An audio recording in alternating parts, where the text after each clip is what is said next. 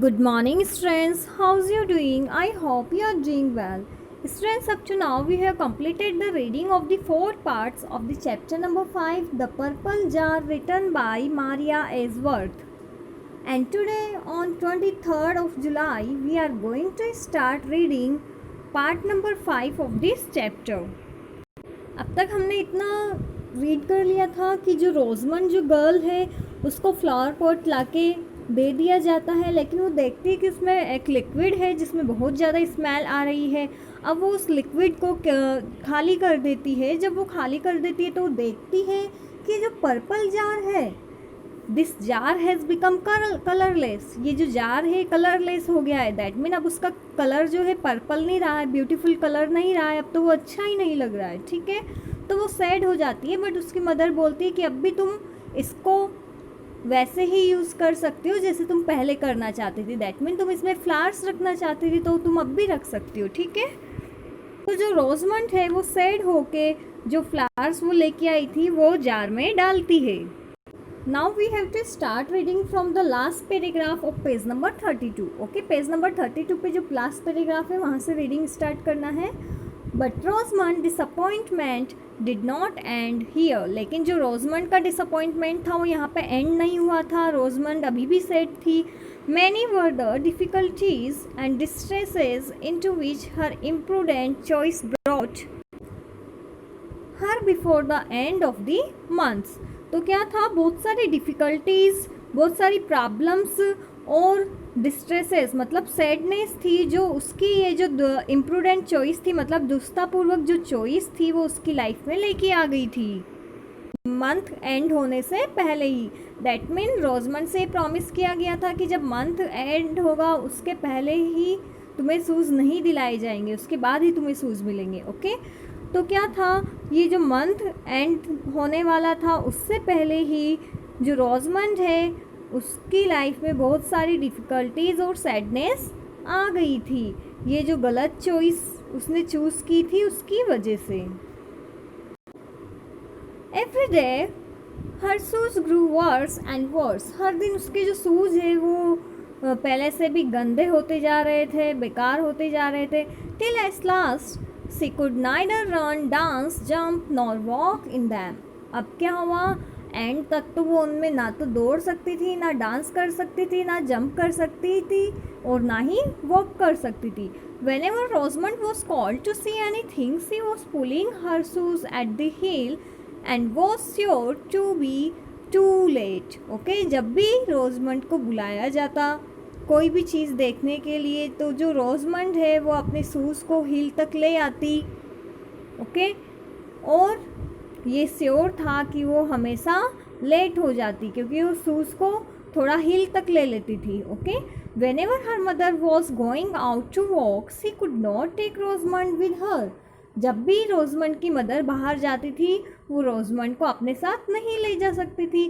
For Rosamond had no soles to her shoes, क्योंकि जो रोजमंड है उसके शूज़ में सॉल ही नहीं है। And at length on the very last day of the month, अब लास्ट में जो मंथ है उसके लास्ट डे अंतिम दिन क्या हुआ, it happen that her father propose to take her and her brother to a glass house. Month का एंड का जो दिन था उस दिन उसके फादर ने प्रॉमिस किया रोजमंड को और उसके ब्रदर को एक ग्लास हाउस दिखाने का,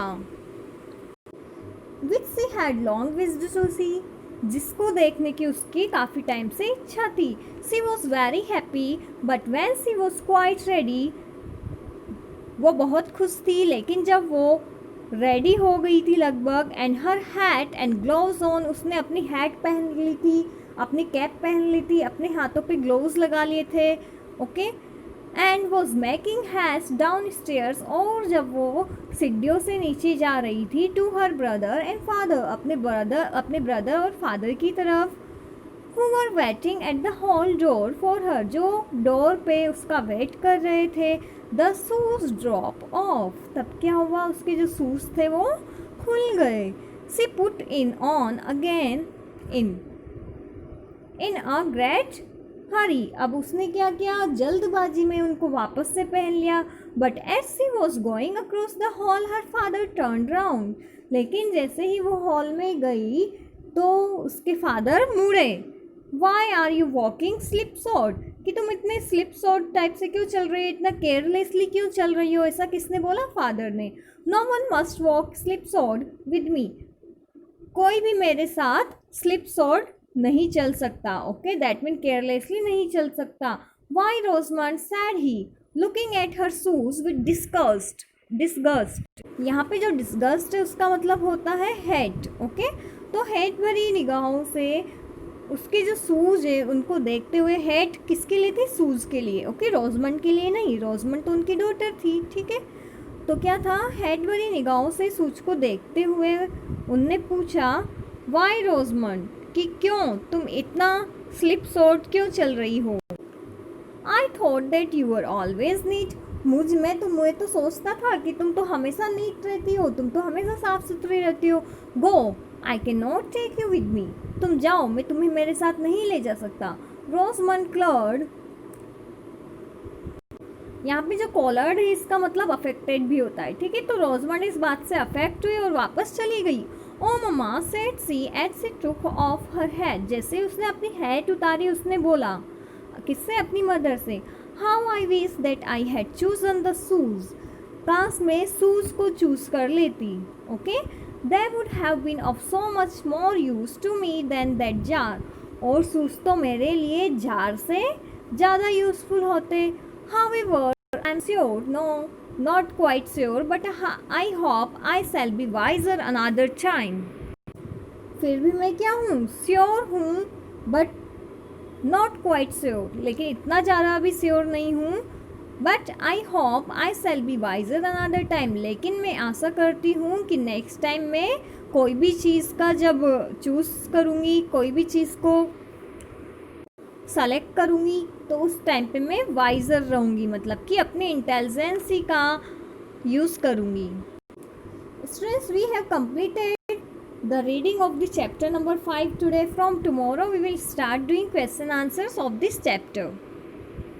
That's it for today. See you in my next lecture.